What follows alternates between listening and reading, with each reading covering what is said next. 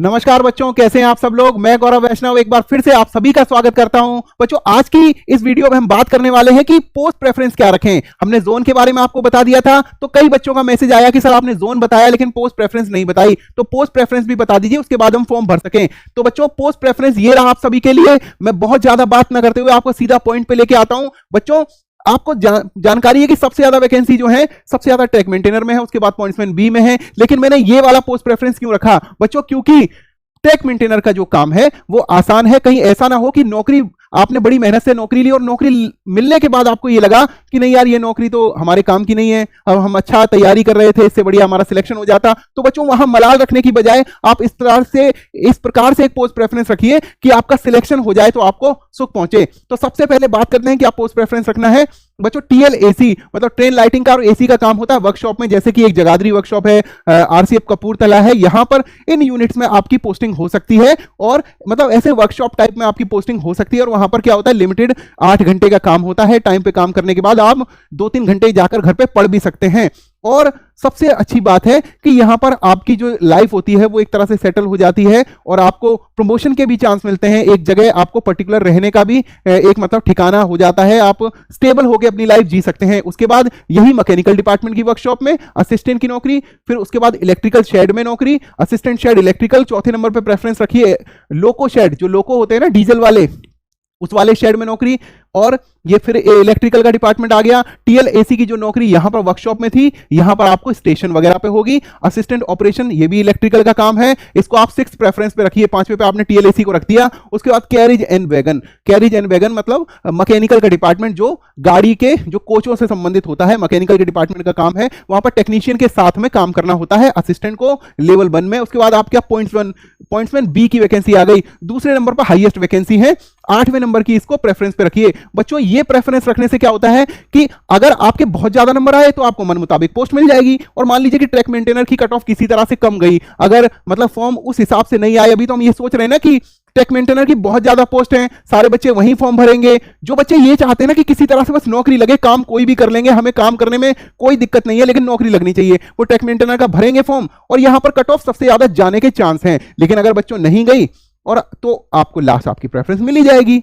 तो इसमें क्या होगा, एक तो आपको प्रेफरेंस आपका सेट है। अगर आपकी अच्छी कट ऑफ आ गई तो मन मुताबिक पोस्ट मिल जाएगी, नीचे कोई आ गई तो वैसे वैसे आपको नीचे कोई पोस्ट मिल जाएगी। मान लीजिए ट्रैक मेंटेनर की कट ऑफ कम गई तो आपको ट्रैक मेंटेनर मिल जाएगा, फिर आपकी मर्जी है कि आप उसको। लेकिन बच्चों, सोच समझ के प्रेफरेंस भरिए। उसके बाद टीआरडी, ये ओएचसी का जो काम होता है, ओवरहेड इलेक्ट्रिफिकेशन का, वहां पर असिस्टेंट की नौकरी।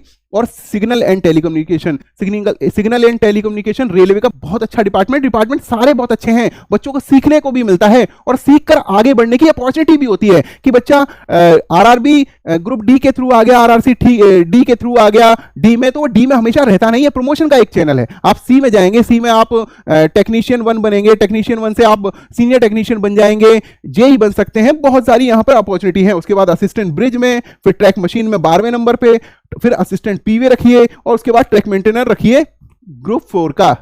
तो बच्चों, ये वाली प्रेफरेंस ही आप भरना तो बहुत अच्छा रहेगा। सिलेक्शन आपको ऐसी जगह मिलेगा, खासकर जो लड़कियां हैं उनके लिए इन शेड्स में नौकरी करना, वर्कशॉप में नौकरी करना बड़ा आसान होता है, क्योंकि उनका लिमिटेड काम होता है। एक मतलब उनको डेली पता होता है कि आपको जाना है, ये काम करना है, आपकी कंप्यूटर टेबल पे आपका ये फर्दर काम होना है, या आप कोई टेक्निकल काम कर रहे हैं, आपका अगले दिन ये काम होना है। तो उससे क्या होगा कि लाइफ व्यवस्थित बनी रहती है। और ट्रैक मेंटेनर का बच्चों, मैं आपको ईमानदारी से कहूंगा कि काम थोड़ा कठिन होता है, तो आपको सोच समझ के फॉर्म भरना है। बच्चों, आगे भी हम आपको इसी तरह से जो रास्ता दिखाते रहेंगे। तैयारी हम आरआरबी ग्रुप सी का और वो आरआरबी एनटीपीसी का, आरआरबी ग्रुप डी का साथ साथ में कर रहे हैं। संकल्प बैच जो है आपका लॉन्च हो गया है, सारी वीडियो आपको धीरे धीरे मिल जाएंगे। सारी जो क्लासेस के हैं आरआरबी एनटीपीसी के आप ऑलरेडी देख रहे हैं।